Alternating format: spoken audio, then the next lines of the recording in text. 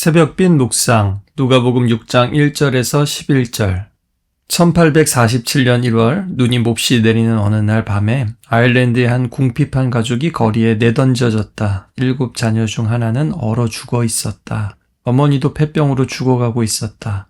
이들은 가난한 사람들을 위하여 죽을 만들어 제공하는 교회가 안식일에 급식소를 열면 하나님께 죄를 범할까 두려워 급식소를 열지 않았기 때문에 희생당한 사람들이다. 글래스고 개혁 운동자였던 피터 맥킨지가 기록한 글입니다. 까미는 가장 엄격한 도덕을 부르짖는 사회일수록 가장 많은 위선을 품고 있다고 했는데 가장 엄격한 기독교도 예외가 아니었습니다. 원래 안식일은 하나님께서 지정하신 것입니다. 7째 날에 하시던 모든 일을 마치시고 쉬셨기 때문인데요. 그래서 십계명에 안식일을 거룩하게 지키고 아무 일도 하지 말라고 했습니다. 예수님 당시의 유대인들은 이 하나님 명령으로부터 39개의 규정을 만들었습니다. 아이러니한 것은 출애굽기에 성막을 만드는 일을 근거로 해서 노동을 일을 규정했다라는 겁니다. 농업과 관련된 일들, 반죽이나 요리, 의복과 관련된 일, 양털을 또 깎고 세탁하고 염색하고 배틀질이나 바느질과 관련된 일, 매듭을 묶고 푸는 일, 사냥, 도축, 가죽을 벗기거나 가공하는 일, 건축이나 불을 사용하는 것, 운반하는 것 등을 금지했습니다.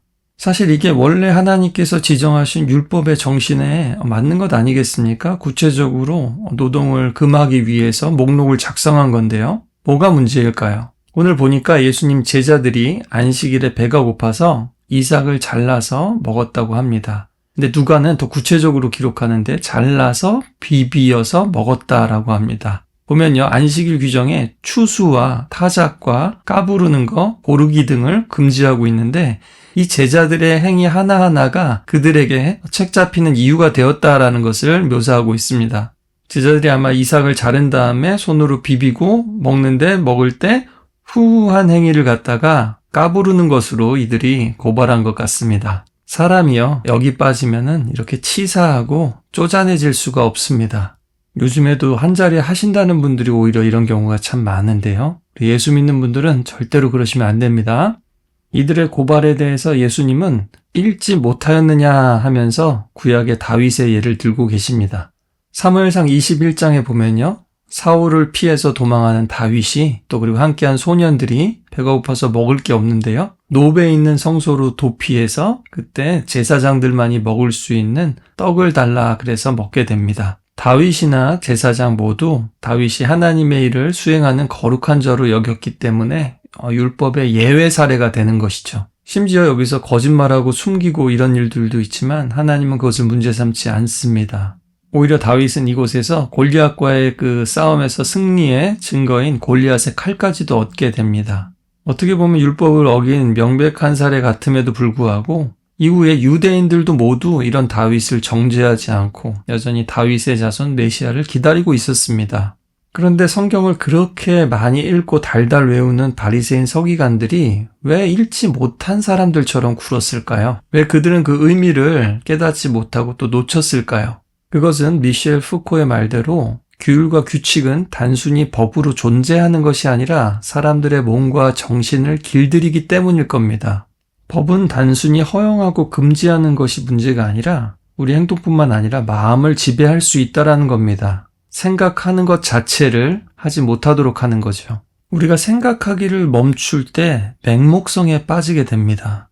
그런데 바리새인 서기관들도 생각하고 논증하고 많이 했겠죠. 문제는 그들이 하나님의 뜻을 배우리고 받아들이고 적용하려고 한 것이 아니라 자신들이 가지고 있는 기존의 생각들을, 전통을 뒷받침해 줄 만한 구조를 찾아내려고 했던 겁니다. 사실 이게 제일 심한 영역이 정치와 종교입니다. 이미 뜻이나 목적을 정해놓고 뒷받침해 줄 만한 것들을 찾아내려고 하는 것이죠. 내가 틀릴 수도 있다라는 생각, 또 내가 정말 하나님의 뜻을 새롭게 들어야 된다라는 생각을 늘 해야 하는 것입니다. 구약 성경에도요, 보면 추수와 파종 때에도 안식일을 지켜야 하는 게 당연하지만 레위기나 신명기에는요, 배가 고픈 사람이나 나그네들은요, 포도밭이나 밭에 가서 이삭을 따먹거나 포도 열매를 먹는 것이 허용되었습니다. 대신 낫을 대거나 그릇을 가지고 퍼가지 말라라고 했습니다. 물론 이것은 안식일의 규정은 아닙니다. 그러나 여기서 유추할 수 있는 중요한 것이 있죠. 배가 고파서 주워 먹고 따먹는 것은 노동이나 더 큰 이윤을 추구하는 행위가 아니다라는 겁니다. 그런데 안식일에는 이런 의미의 노동을 금지한 것이죠. 모든 활동을 금지한 것은 아니다라는 겁니다. 바리새인들은 안식일에 하지 못할 일에 집중하고 있었고요. 예수님은 안식일의 정신이 무엇이고 안식일에 무엇을 해야 하는지를 알고 그것을 하셨고 그것을 누리셨고 사람들에게 또한 선사하셨습니다. 안식일의 정신은 인간은 노동이나 행위에 의해서가 아니라 하나님의 은혜와 하나님이 만드신 존재 자체로 소중하다라는 겁니다. 그것을 누릴 필요가 있다라는 거죠. 또 안식일에 그 정신을 기억하라는 겁니다. 어린아이들은 집에 엄마 아빠가 있느냐 없느냐가 제일 중요합니다. 아이들이 이제 그게 아니라 엄마 아빠는 왜 그래? 라고 하면은 이미 어린아이가 아니고 이제 그만큼 컸다는 얘기죠. 그런데 부모님들도 마찬가지죠. 어릴 때는 아이가 있다라는 것 자체에 기뻐하고 누리죠. 학교를 가고 경쟁을 하게 되고 미래가 염려가 되면서 점점 어떻게 됩니까? 너는 뭐뭐가 되어야 한다. 아이의 존재 자체가 아니라 아이의 행위와 능력과 성취에 관심이 집중되게 됩니다. 그럼 어떻게 된다고요? 하나님의 정신에서 벗어나는 것이고요. 아이 잡을 수 있다 그 이야기입니다. 바리새인 서기관들이 따로 있는 게 아니라 우리도 순식간에 그렇게 될 수 있다라는 겁니다. 연이어서 손 마른 사람을 고치신 이야기가 나오죠. 구약에서 손 마름은 하나님의 진노로 여겨지기도 했습니다. 하지만 사사기에 나오는 에훗 같은 사람은 오히려 이런 장애로 인해서 하나님께 큰 은혜를 입기도 했죠. 그러니까 성경을 보면요, 이 양쪽 면을 다 보게 됩니다. 우리의 시선이나 마음이나 태도도 더 넓어지게 되어 있습니다. 그래서 성경을 제대로 읽고 배우고 있느냐는요, 성경 자체에 대한 지식이나 말이 아니라 어떻다고요? 우리의 마음이 넓어지고 있는가? 우리의 시야와 시선이 넓어지고 있는가? 사람을 대하는 태도가 달라지고 있는가? 또 우리의 이해가 더 깊어지고 있는가? 라는 것입니다. 거기 달려 있습니다. 이들은 지금 질병과 장애를 앓고 있는 사람 앞에서 안식일이라는 율법의 잣대를 들이댑니다. 예수님을 책잡기 위해서 아픈 사람, 도움이 필요한 사람은 안중에 없는 거죠. 안식일을 지킴으로 하나님께서는 우리가 노동에서 해방되고 세상의 억압에서 해방되고 또 탐욕에서 자유로운 존재가 되기를 바라셨는데요. 주객이 전도된 거죠. 안식일 율법을 지켜야 정죄받지 않는 이런 눈치 보는 상태. 얼마나 불편하겠습니까? 이런 것을 우리 예수님이 질색하시는 겁니다. 이 손 마른 사람은 평생 안식일과 율법을 지키며 살아왔지만 자유가 아니라 책망과 정죄와 죄와 압박만을 느끼며 살아온 사람입니다.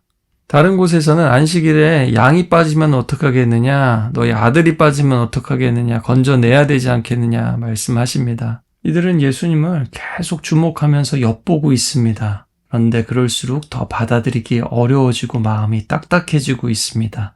규칙과 규례에 얽매여 있었기 때문에 하나님의 그 정신, 자비를 잊고 있었습니다. 예수님은 늘 이들의 중심을 보시죠. 그래서 오늘도 일부러 한 가운데 세우십니다. 그리고 물으십니다. 안식일에 선을 행하는 것과 악을 행하는 것, 생명을 구하는 것과 멸하는 것 중에서 어떤 것이 옳으냐? 이렇게 질문할 때 그들이 대답을 못합니다. 그들이 잘못된 걸 알지만 인정할 수 없기 때문입니다. 예수님은 그 사람에게 손을 내밀라고 하십니다. 그 손은 그 사람에게 인생의 짐이자 수치였습니다. 누구에게도 꺼내 보이지 못하고 부끄러워 숨기기 바빴던 손일 겁니다. 예수님께 내어놓자 놀라운 치유가 일어납니다. 어떻게 보면 바로 앞에 예수님의 그 질문은 바리새인 서기관들에게도 손을 내밀라 라는 말씀인 겁니다. 그들은 끝까지 감추고 숨기었고요. 이 사람은 손을 내어놨을 때 놀라운 치유와 변화를 경험하게 됐습니다. 폴 사르트르는 유황, 장작더미, 쇠꼬챙이 이런 거 다 쓸데없는 얘기고 지옥, 그것은 타인들이다 라고 말했습니다. 여러분, 율법이 됐든 심지어 자유라는 가치가 되었든 타인의 눈치를 보고 타인의 욕망을 나의 것으로 삼을 때 우리는 지옥으로 가고 있는 겁니다. 마가복음을 하면서 우리 옥스포드 한인교회 공동체를 위해서 필요한 것이 무엇입니까? 라는 질문이 있지 않았습니까? 그때 한 분께서 참 현실적이고 지혜로운 답변을 한번 해주셨습니다. 그 사람이 없는 데서 그 사람 이야기 안 하기. 또 관심을 가지는 것은 좋지만 너무 오버하지 않기. 어떻게 보면 타인의 지옥에서 구원받는 가장 단순하지만 어려운 시작이 아닐까요? 오늘 이 말씀 통해서 하나님 우리를 타인의 지옥에서 다시 한번 건져 주시옵소서. 또 성경을 읽지 못하였느냐라고 꾸지람 듣지 않도록 읽을 때마다 성령님 깨닫게 하여 주옵소서. 함께 기도하며 나아가겠습니다.